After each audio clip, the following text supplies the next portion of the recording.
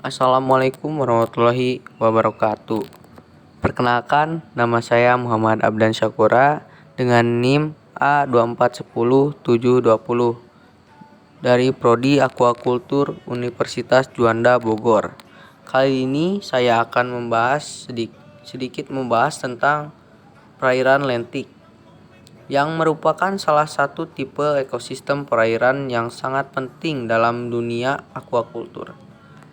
Istilah lentik berasal dari kata Latin lentus yang berarti tenang atau lambat. Ciri utama perairan lentik adalah airnya tidak mengalir dengan cepat seperti sungai, melainkan cenderung tenang dan stabil. Contoh perairan lentik meliputi kolam, danau, rawa, waduk, serta situ.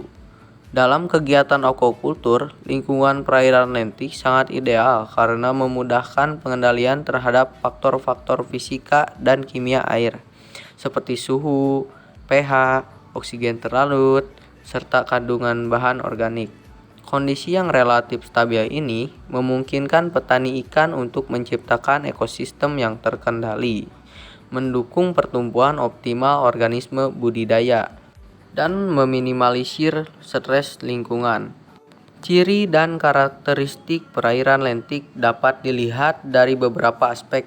Pertama, pergerakan air sangat lambat, hampir tidak ada arus yang berarti, sehingga distribusi nutrien dan oksigen di dalam air terjadi terutama melalui proses difusi dan berbeda suhu. Kedua, perairan lentik sering menunjukkan adanya lapisan suhu dan stratifikasi termal, di mana lapisan atas lebih hangat dan kaya oksigen, sedangkan lapisan bawah lebih dingin dan miskin oksigen. Ketiga, tingkat sedimentasi pada perairan lentik seperti biasa tinggi karena partikel lumpur, bahan organik, dan sisa pakan mudah mengendap di dasar. Selain itu, tingkat kecerahan air dapat bervariasi tergantung pada kedalaman dan kandungan bahan tersuspensi.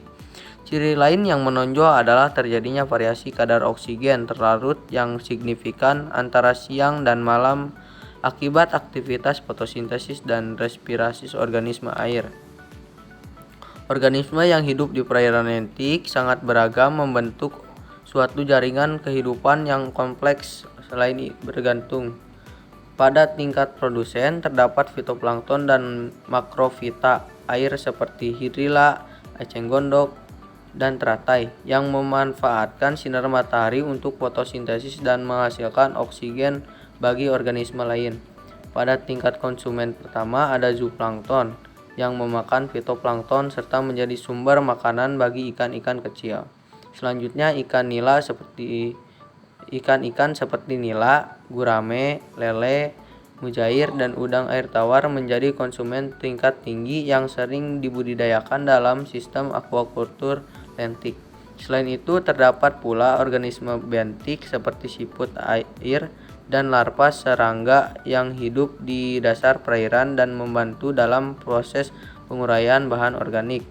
Keseimbangan antara semua organisme ini menciptakan ekosistem yang mendukung keberlangsungan hidup di perairan lentik.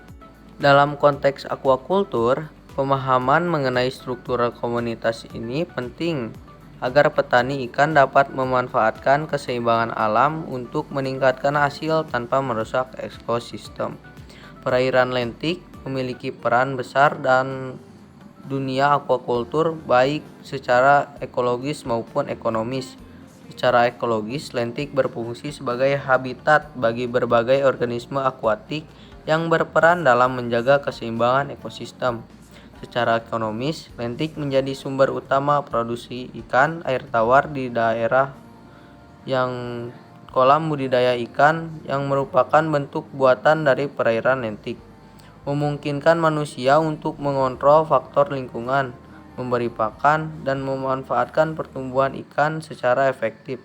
Selain itu, perairan lentik juga berfungsi sebagai tempat pengendapan limbah dan sisa pakanan sehingga kualitas air dapat dikelola melalui sistem aerasi atau sirkulasi buatan.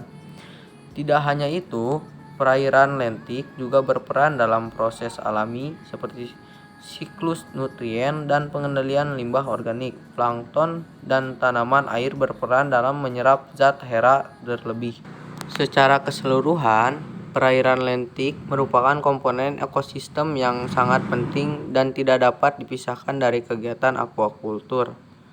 Keberadaan perairan ini tidak hanya mendukung produksi pangan melalui budidaya ikan dan organisme air lainnya, tetapi berperan dalam menjaga keseimbangan ekologis.